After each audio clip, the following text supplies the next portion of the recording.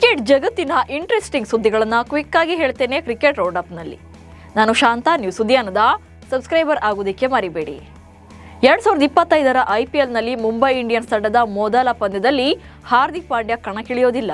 ನಿಧಾನಗತಿಯ over rate ನಿಯಮ ಉಲ್ಲಂಘನೆ ಮಾಡಿದ್ದಕ್ಕಾಗಿ ಅವರಿಗೆ ಮೊದಲ ಪಂದ್ಯದಿಂದ ನಿಷೇಧವನ್ನು ಹೇರಲಾಗಿದೆ. ಆದರೆ ಈಗ BCCI ಈ ನಿಯಮವನ್ನು ರದ್ದುಗೊಳಿಸಿದೆ.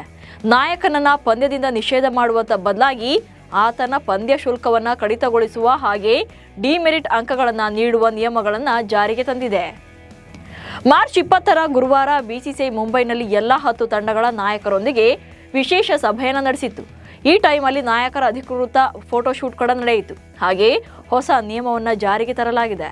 ಇದರಲ್ಲಿ ಬೌಲರ್ಗಳು ಚೆಂಡಿನ ಮೇಲೆ ಎಂಜಲು ಲೇಪನ ಮಾಡುವುದಕ್ಕೆ ಅನುಮತಿ ನೀಡೋದರ ಜೊತೆಗೆ ರಾತ್ರಿ ಪಂದ್ಯಗಳಲ್ಲಿ 2ನೇ ಇನ್ನಿಂಗ್ಸ್ನಲ್ಲಿ ಬೌಲಿಂಗ್ ಮಾಡುವಂಥ ತಂಡಕ್ಕೆ 2 ಚೆಂಡುಗಳನ್ನು ಬಳಸೋಕೆ ಅನುಮತಿ ನೀಡಲಾಗಿದೆ.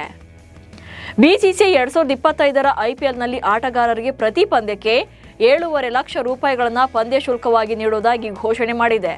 ಇದು ಹರಾಜಿನಲ್ಲಿ ಪಡೆದ ಮೊತ್ತಕ್ಕೆ ಹೆಚ್ಚುವರಿಯಾಗಿದೆ. ಹರಾಜಿನಲ್ಲಿ ಕಡಿಮೆ ಬೆಲೆಗೆ ಖರೀದಿಸಲ್ಪಟ್ಟಂತ ಆಟಗಾರರಿಗೆ ಇದು ಉಪಯುಕ್ತವಾಗಲಿದೆ.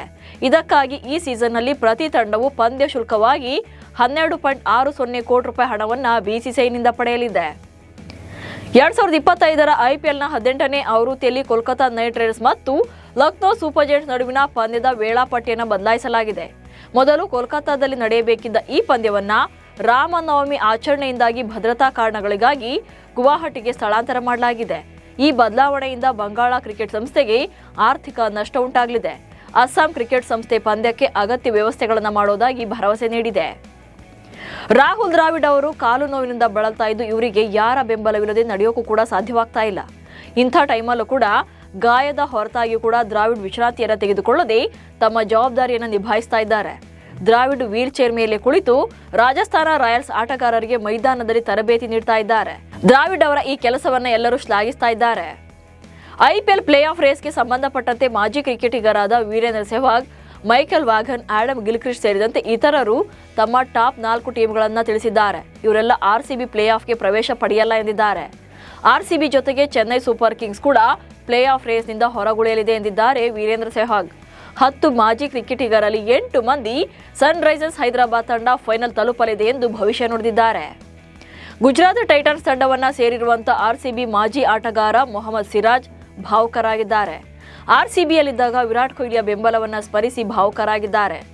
RCBಯ ನೆಚ್ಚಿನ ಆಟಗಾರರಲ್ಲಿ ಒಬ್ಬರಾಗಿದ್ದಂಥ ಸಿರಾಜ್ ಅವರನ್ನ ಈ ವರ್ಷ ತಂಡದಿಂದ ಬಿಡುಗಡೆ ಮಾಡಲಾಗಿದೆ. RTM ನಿಯಮದಡಿ ಉಳಿಸಿಕೊಳ್ಳೋಕೆ ಅವಕಾಶವಿದ್ರೂ ಕೂಡ RCB ಅವರನ್ನ ಕೈಬಿಟ್ಟಿತ್ತು. ನಮೀಬಿಯಾ ಅಂಡರ್ 19 ತಂಡ ಸಖತ್ ಸುದ್ದಿಯಲ್ಲಿದೆ. ಇದಕ್ಕೆ ಮುಖ್ಯ ಕಾರಣ ತಂಡದ ನಾಯಕ ಫಫ್ ಡು ಪ್ಲೆಸಿಸ್ ಆಗಿರೋದು. ಕಿರಿಯರ T20 ವಿಶ್ವಕಪ್ನ ಅರ್ಹತಾ ಸುತ್ತಿನ ಪಂದ್ಯಗಳಿಗಾಗಿ ಪ್ರಕಟ ಮಾಡಲಾಗಿರುವಂತಹ ನಮೀಬಿಯಾ ತಂಡಕ್ಕೆ ಫಫ್ ಡು ಪ್ಲೆಸಿಸ್ ಹೆಸರಿನ ಆಟಗಾರ ನಾಯಕನಾಗಿ ಆಯ್ಕೆಯಾಗಿದ್ದಾರೆ. ಆದರೆ ಈ puff du Plessis south Africa ತಂಡದ ಮಾಜಿ ನಾಯಕ ಅಲ್ಲ, ಬದಲಾಗಿ ನಮೀಬಿಯಾ ಮೂಲದ ಆಟಗಾರ. ಇಲ್ಲಿ ಹೆಸರು ಒಂದೇ ರೀತಿ ಇರೋ ಕಾರಣದಿಂದಾಗಿ RCB ತಂಡದ ಮಾಜಿ ನಾಯಕ ಫಫ್ ಡು ಪ್ಲೆಸಿಸ್ ಹೆಸರು ಮುಂಚೂಣಿಗೆ ಬಂದಿದೆ.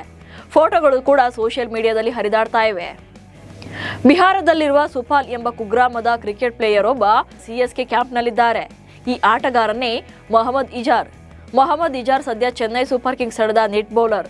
ಚೆನ್ನೈ ತಂಡಕ್ಕೆ ಮಗ ಎಂಟ್ರಿ ನೀಡಿದ್ದಕ್ಕೆ ತಂದೆ ಮೌಲಾನಾ ಸಲಾವುದ್ದೀನ್, ತಾಯಿ ಶಬ್ನಮ್ ಸಂಭ್ರಮ ಪಟ್ಟಿದ್ದಾರೆ.